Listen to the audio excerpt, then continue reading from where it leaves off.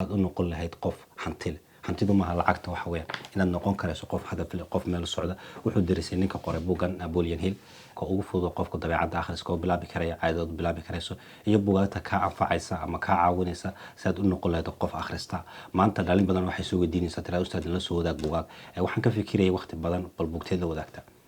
waxaa jirta haddaan maanta buugaagtan xiiseynay waqti xaadisa kula wadaago aniga xiiseynay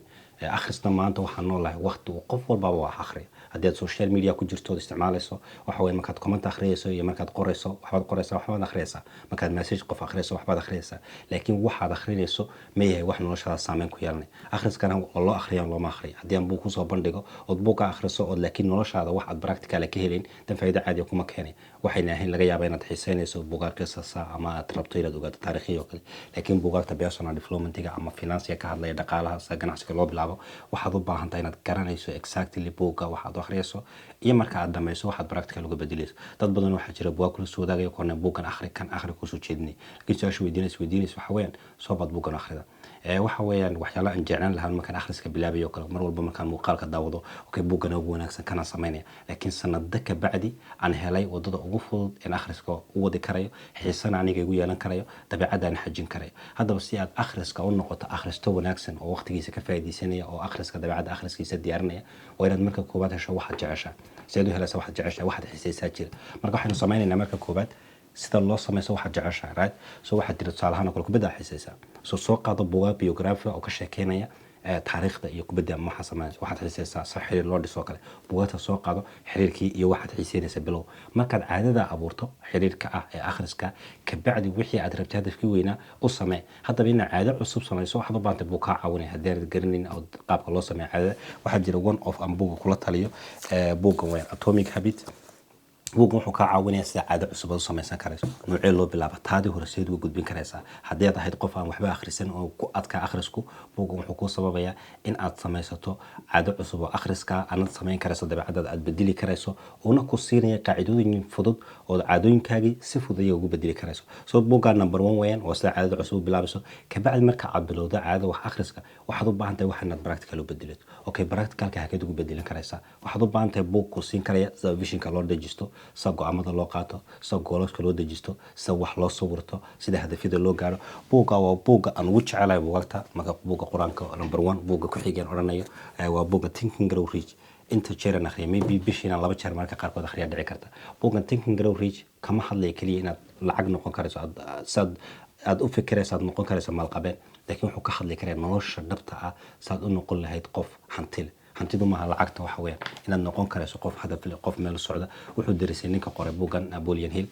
500 waqti xaadirka ugu guusha sareysa oo ku jira Nabi Maxamed sallallahu alayhi wasallam tusaale ugu soo qaadanayso hadafkiisa iyo diinta islaamka gaarsiiyay tusaale very beautiful marka gudaha ka qaabka uu qorayo buugaag badan suggest uu soo sameeyay iyo dad badan oo nolosha guurka gaarsiiyay ninka electric sameeyay dad badan oo 500 ku sheegay buu darisay oo ku sheegay qof walbaaba sida uu guusha u gaaray iyo meesha uu gaaray qaabka uu ku gaaray iyo wixii ka anfacay iyo sidoo uu sameeyay systemkii kaas buu step by step ku sameeyay inuu ku dejiyo imagination sida wax soo waran karaysa ha noqoto ka lacag qaabka sameynaysa ha noqoto dhaqaale ha noqoto xiriirka caadiga this is one of the best book hadii qof maanta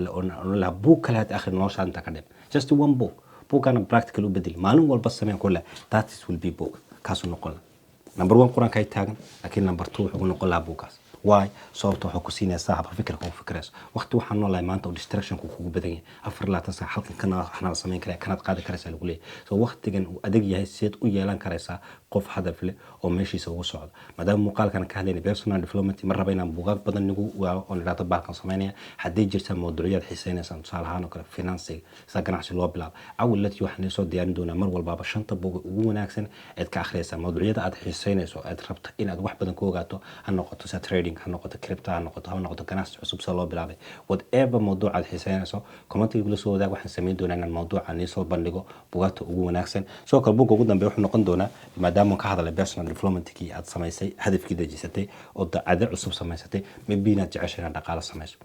oo hadafkaagu yahay inaad muuqaalkan u daawanayso saad dhaqaale u sameynayso noloshaada u bedeli lahayd one book waxa weeyaan the 4 hours week weeyaan